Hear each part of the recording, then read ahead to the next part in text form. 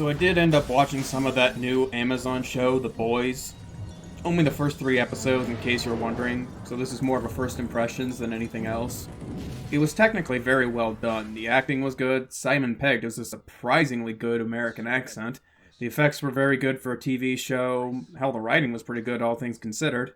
So, why did I find myself mostly bored? Well, seeing as how this is an obvious parody of superhero comics and the surrounding media, this opening shot here is a clear parody of the Marvel Studios logo.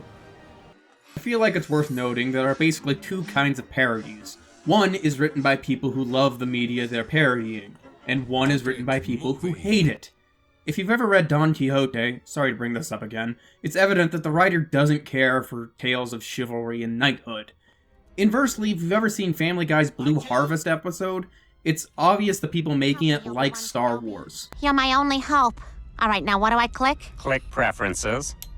Okay. Even the name is a dead giveaway, Blue Harvest being the false name that Lucasfilm shot Return of the Jedi under. The Boys definitely falls into the second camp. The problem with this method goes back to the age-old adage of write what you know. I'm not saying the writer doesn't know the genre. I mean, Jon Stewart, not that one. The fake news guy. Yeah, that one. Parodied the news for years, and it's pretty clear Jon hated cable news. False urgency of the 24-hour news networks. No, what I'm saying is the writer doesn't know why people actually like superhero stories. Now, this doesn't make the show bad. Like I said, it's technically well done. It's just a little by the numbers. The superheroes are a-holes, 1, 2. Parodied my movie 3 weeks before release, and you can't walk down Fifth Avenue without bumping into a table of unlicensed Homelander shirts. Copyright infringement is costing Vought $1.2 billion per year. That's money out of our pockets. Being run by a corrupt company, 3, 4. Your audition? It was modest, it was humble, really fucking smart choice. Oh, I meant it. Yeah, that's why we love you.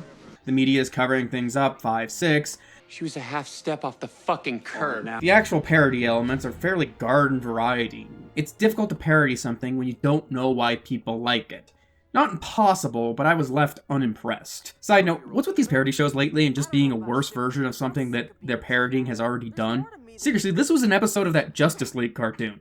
You know, the one where someone tried to drown Aquaman, presumably because they didn't understand what Aqua meant? It's like if there was a guy called Captain Immune to Rocks and you decide to hit him with a rock.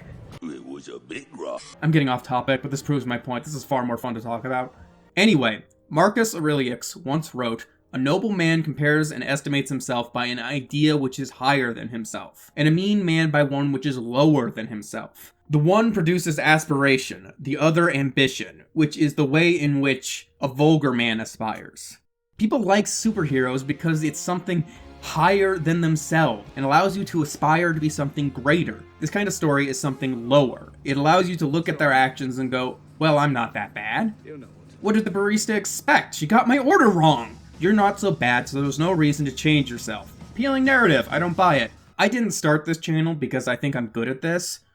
Though what can you expect? Most people are bad at this sort of thing. I started this because I knew I was bad at explaining myself and need to get better. I would say I've mostly been a failure, but I also learned a lot of the things I'm not supposed to do. So I'm totally biased against this show because we have different philosophies.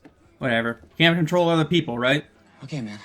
I'm in. Alright, a few other things. I find the corporate cynicism to be done to death. All this corporations are evil thing is getting kind of old. Corporations are ran by people, and like people, some are good, some are bad, and 95% are neither. Like, we give PR people a bad time, but what do you think people have Facebook for? It's a PR thing.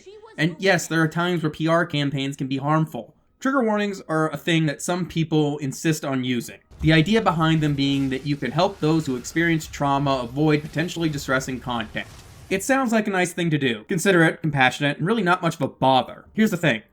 We can test the effectiveness of these, and at best they're not effective.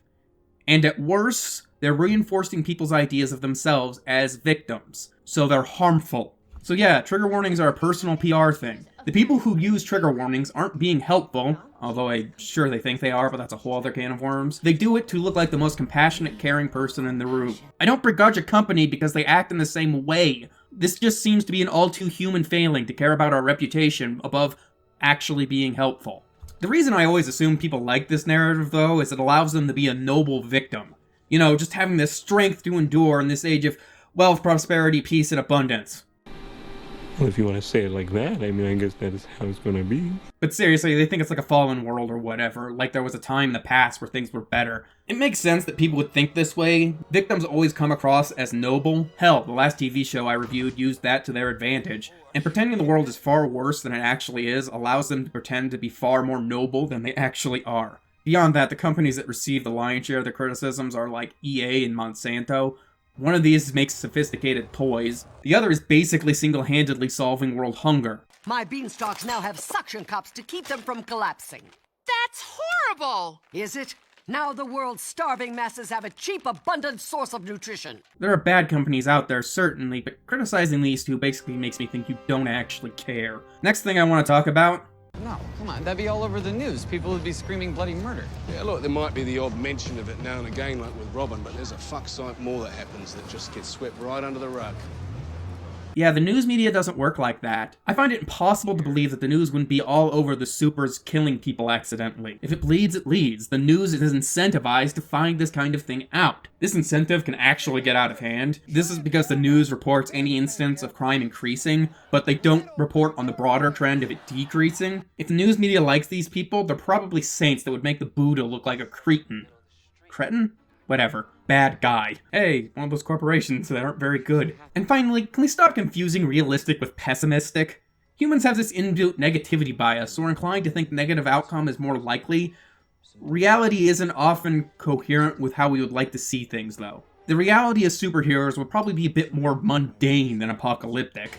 The Venture Brothers is probably more true to life than anything else. In case you're not up to date on your Venture Brothers lore, supervillainy and heroics has been institutionalized to the point where a lawyer wields more actual power than any of the villains. This combined with the main character, Dr. Venture, being so unimpressed with everything leads to the idea that this is just another day to these people. All right, who are you and what are you selling? If it's cookies, I'll take 2 boxes of Thin Mints. If it's religion, you can leave the way you came. It's like seeing yellow lines on the road. What is this, a day that ends in Y?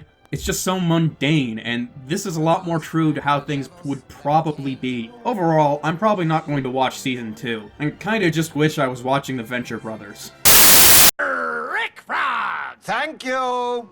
Oh, worse than useless. So, this indentation here is sometimes called a frog. So this name is a bad pun. God, I love this show.